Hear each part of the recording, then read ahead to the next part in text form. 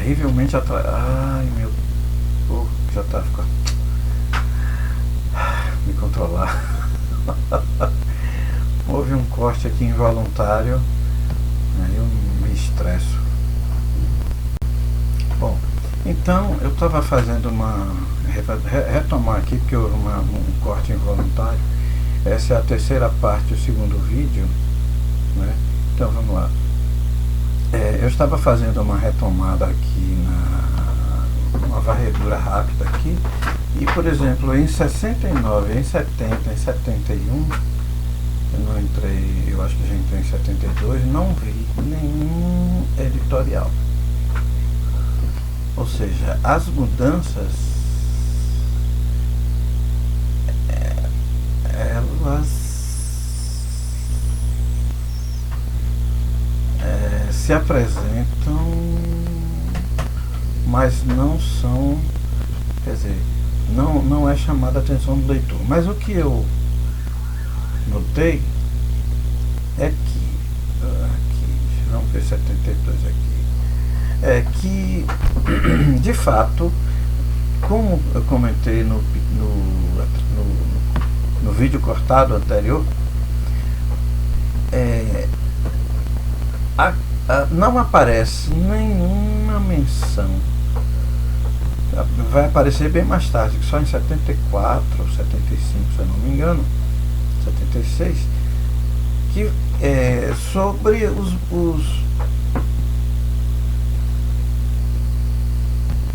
movimentos desencadeados em toda a Europa, como eu disse, cujo ápice era 1968, maio, em Paris.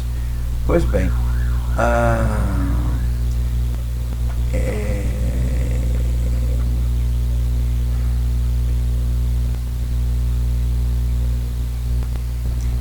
então, o que é que eu tenho notado nessa procura de editorial e nessa procura de alguma referência aos movimentos de 68, não é? Que a revista, ela pegou na unha aquela ideia de análise, economia, sociedade e civilização. Então ela está centrando todos os seus artigos e análises bibliográficas e tal, toda em discussões dos séculos XVI, XVII, século X, século XIII, do medieval, quando muito dos primeiros movimentos de colonização, né, dos primeiros movimentos coloniais do século XVI, o que talvez explique que aponte para alguma divergência interna, né? Então, pode ser, e aí caberia um estudo especializado, né? Uma pesquisa também provavelmente exista, para apontar o que está ocorrendo internamente dentro da revista, que de 69 até agora, quer dizer, vou entrar aqui em 73 e não há um editorial dando conta de alguma mudança, mas já se sabe que Braudel, a essa altura aqui, em 73, já não está mais à frente da direção da revista, né? E aí nós temos aqui, pronto, em 73 apareceu uma apresentação, né? Depois que eu vou dar uma lida rapidinho para ver o que é que... Mas então, já se sabe, né, que Braudel não mais está à frente da direção da revista, E, enfim, deve ter havido algumas negociações, talvez alguns estranhamentos, até porque gente que aparece mais ou menos em 67, 68, 66 não mais aparece nas publicações posteriores.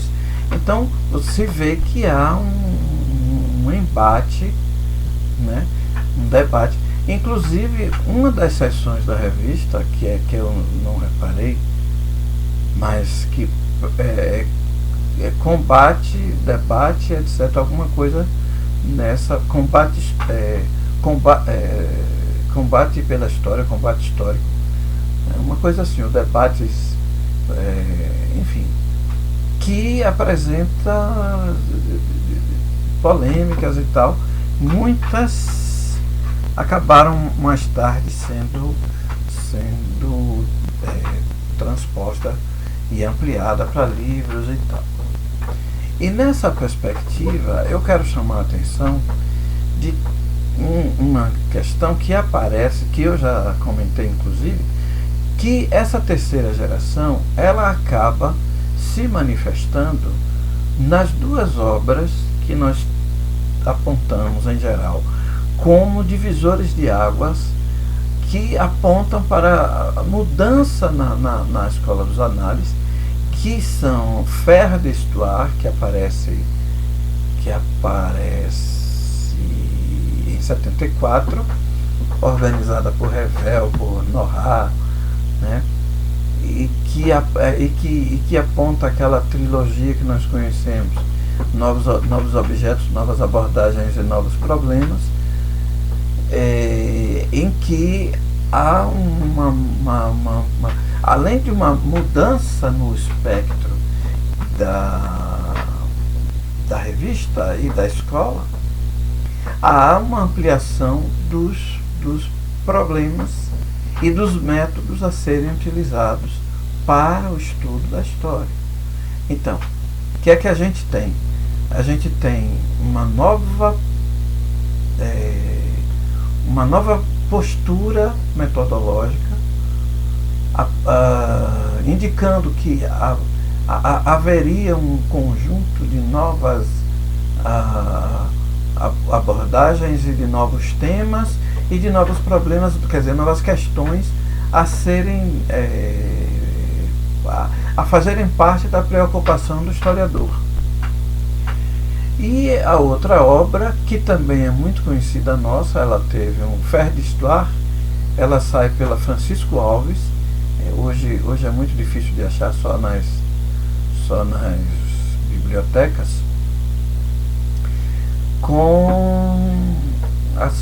ela aparece em 3 pequenos volumes, cada um desses volumes tratando de um desses pontos. Aí ele chama-se História, é o título geral que apareceu no Brasil, novas abordagens, novos problemas, novos objetos. Então, o outro que sai um pouquinho mais tarde, sai em 78, na França, né, eu não tenho muita segurança de quando ele sai no Brasil, mas não demora muito, é o Nouvelle Histoire, que aí sim, aí eles definem as análises, sua revista, como alguém como uma entidade, não uma instituição, e um grupo de historiadores que se empenha em fazer uma nova história.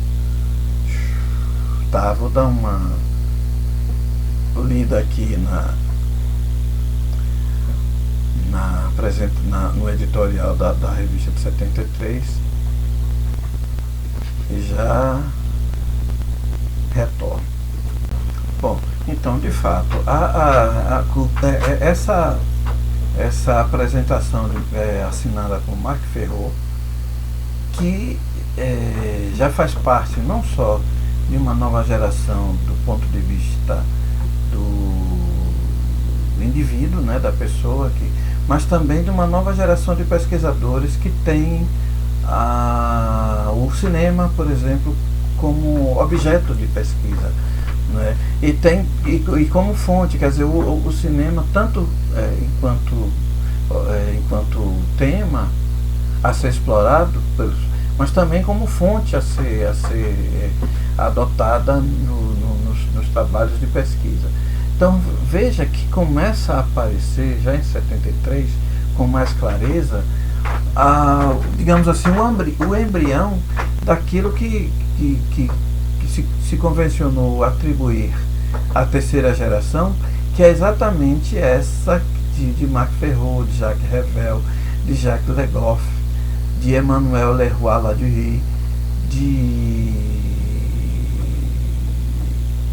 Georges Duby é intermediário, né?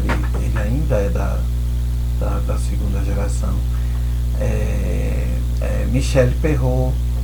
Então, uma turminha nova e disposta não só a fazer história, pesquisa histórica, conforme os padrões metodológicos, teóricos e metodológicos apontados, né, explicitados ao longo do tempo pela revista, pela escola, mas também de levantar novos questionamentos, né, de levantar novas discussões em torno de além de fontes mais, digamos, mais novas, mais atuais, que é o caso do cinema, e vai ser o caso da televisão, e vai ser, né? Mas também de levantar outros debates teóricos e metodológicos. Aróstegui, no seu segundo capítulo, quando ele trata da escola dos análises, ele chega ele aponta a falta de um corpus teórico que defina exatamente o que fazer, ou aliás, quais os sistemas de normas e de regras a partir dos quais o historiador vai lastrear suas explicações do objeto, né, do sujeito.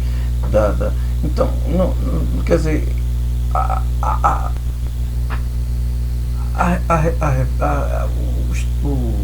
os análises, ele não tem essa pretensão. Tanto que no período da chamada segunda geração há uma absorção de vários pesquisadores que tem o marxismo, o funcionalismo, o estruturalismo como seus parâmetros teóricos, e desenvolvem trabalhos, pesquisas, publicações cujos os embriões, muitos deles estão na revista ao longo do tempo, e que balizam suas publicações a partir desses aportes. Quando chega a terceira geração, ela como que tem a pretensão, quer como que reparar essa falta de teoria, mas acaba esbarrando num problema que é o próprio perfil daquilo que depois se chamou escola, né? A partir de suas publicações, a partir dos seus... Tanto que há, se eu não me engano, a partir dos anos 70, Sertor aparece, mas Sertor aparece inclusive que é o único metodólogo, diga-se de passagem, que aparece naquele conjunto de textos que a gente chamou de faire histoire, né? Fazer história, que aqui no Brasil saiu como história, novos problemas, novos objetos, novas abordagens, novos objetos. Que depois Certeau acaba seus textos, suas discussões acabam aparecendo numa obra chamada Escrito da História, né, que é bem clássica aqui no Brasil. Então, Foucault, por sua vez, Paul Veyne, né, eles acabam fazendo o que se hoje chamaria de carreira solo. Quer dizer, não se sabe, eu não sei exatamente o que acontece para que haja essa ruptura de Foucault com a turma dos análises, assim como há uma ruptura de François Furet, né, principalmente a partir, sei lá, dos anos 80, talvez um pouco antes, e essa terceira geração, por fim, predomina sobre a revista e sobre até 1989, 1990, quando o próprio Arostig aponta que dois artigos, dois editoriais, na verdade, da lavra de Bernard Lepetit, digamos assim, dão fim àquilo que se convencionou chamar de terceira geração dos análises, que lançou gente como os que já vinham da segunda geração, né? Legoff, Ladurée, Debye, mas também lançou gente nova como Chartier, né? Que ainda está na ativa, inclusive. Chartier, o Darton, Darton é da escola americana, né? Mas ele me parece que ele tem uma influência da escola dos análises, né? Enfim, seria muito difícil. O Maurice Aguillon, que é da segunda geração, mas ele transpõe, né, um pouco também, entrando. Então, o Jacques Revel, que nós conhecemos bem com a sua herança imaterial. Não, esse é Giovanni Levi. Jacques Revel, Jogos de Escala, que já reflete digamos assim, aquilo que Bernard Lepetit fala no seu editorial, uma virada, né, na direção da microhistória. E aí que entra Giovanni Levi, que entra Natalie Davis, o próprio Ginsburg, já pela via italiana, né, pela microhistória italiana. Então, então esta turma, que, digamos, do ponto de vista só para fins didáticos, né, assumiria paulatinamente, pouco a pouco, as rédeas dos análises, que vão de 1969 aproximadamente até 1989, marca ainda que já sem a mesma imponência, né, sem o mesmo poder de penetração, de convencimento, já que sofre uma forte resistência, uma forte concorrência dos marxistas ingleses, dos marxistas ortodoxos, principalmente aqui no Brasil. E o bicentenário da Revolução Francesa acaba como que marcando uma espécie de interlúdio, né, entre esta e a próxima geração, que seria a quarta, a quinta e tal, e que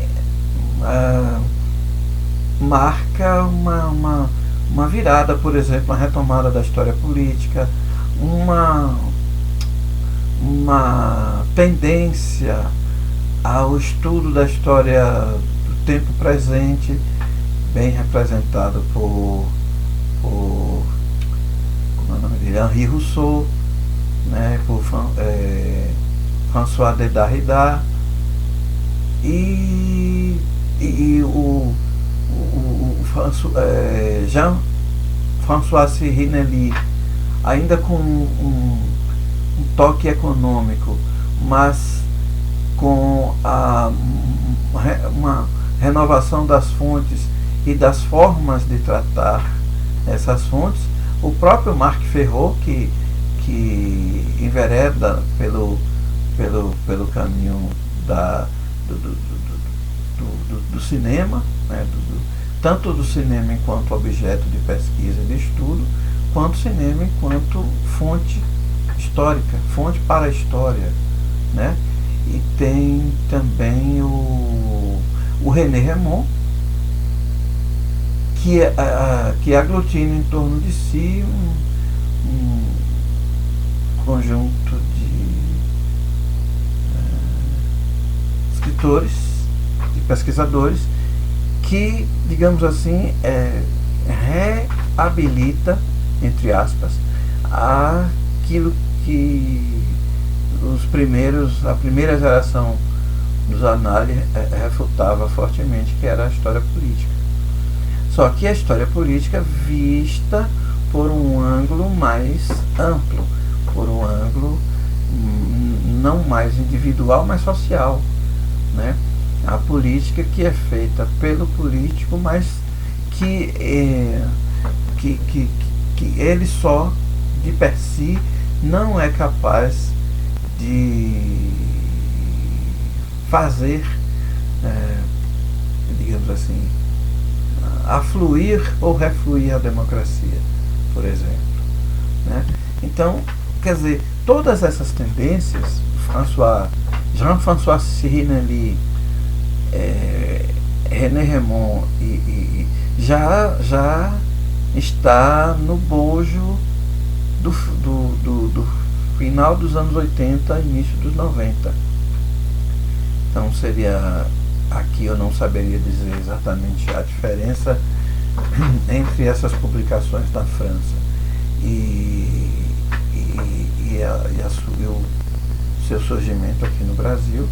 E tem o estudo da memória, que é o grande filão dessa terceira geração, capitaneada por Pierre Nora, né, que entre 84 e 87 lança o seu monumental Le Lieu de la Mémoire, em 7 volumes inicialmente, né, mas depois com impressão em outro tipo de papel e outro tipo de encadernamento, é reduzido para 4, quando ele tenta mapear os lugares de memória na França em suas diversas etapas, né, sobretudo nos 200 anos, né, que medeiam a França monárquica, a França absolutista, né, até próximo à comemoração do bicentenário da Revolução Francesa, que é exatamente o mote desses lugares de memória, quer dizer, a comemoração, os símbolos, como os lugares, né, as igrejas, os cemitérios, os arquivos, não é, os monumentos, a Tour Eiffel, o Louvre, né, todos esses elementos constituídos como lugares de memória para que o povo francês e o povo europeu enfim, e a atual civilização, né, se lembre, inclusive, daquilo que não deveria reeditar. É o caso dos monumentos aos judeus mortos em campos de concentração, os próprios campos de concentração transformados, né, em elementos de memória, enfim. Então o grande filão dessa última geração, não é, de historiadores, quer dizer, da terceira geração, dessa última antes de 1989, né, é precisamente a memória, é o cotidiano, né? Então, quer dizer, tem uma ampliação maior dos temas, dos questionamentos, quer dizer, dos problemas a serem postos e das formas de abordar, né, a história. Então, no seu transcurso de 60 anos, digamos,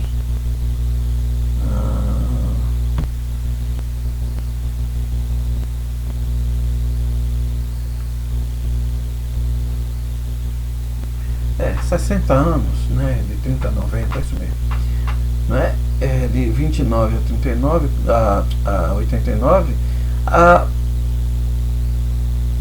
a revista como porta-voz, vamos dizer assim, como lugar de reverberação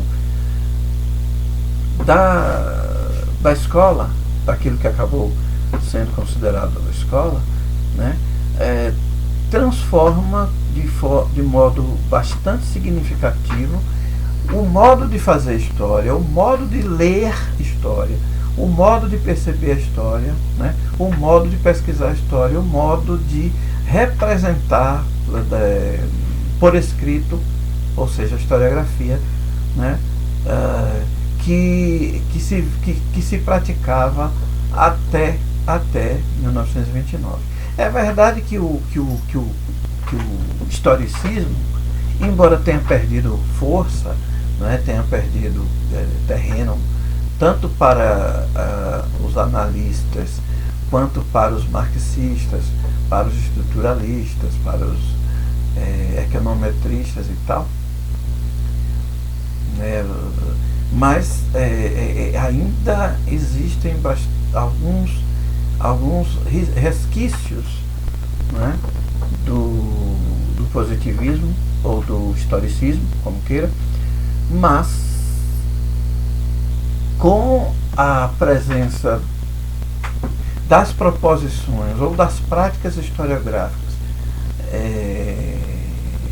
desenvolvidas pelos análogos, nós temos uma riqueza bastante grande a explorar ainda, com todas as dificuldades que nós tenhamos de absorver o método, né, de compreender, principalmente para colocar em prática, para executar, né, não só o conjunto de teorias que envolve essa prática historiográfica, mas também como caminho apontado, como método, como forma de construir, né, o nosso trabalho de pesquisa. Então,